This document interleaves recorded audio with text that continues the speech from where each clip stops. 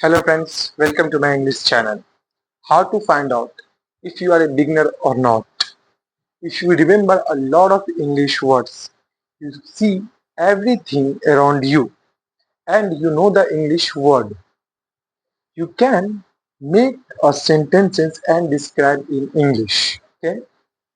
For example, you might see a chair and say, this is a chair, it's red, it has four legs, and it main use for sitting. Okay, if you can say that, so you are not a newbie. If you can't tell that and describe in English, so you are a newbie. You remember thousands of words, but you don't know how to use them. So you are a professional in English. Okay, so you should learn how to use them. Okay, listen to English every day and for,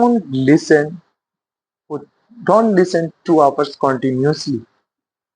Listen for only 2 hours. Sorry, listen for only 15-20 minutes. Listen carefully and repeat speaking a lot. Okay? There is no magic on this earth with which you can learn English. Okay, friends?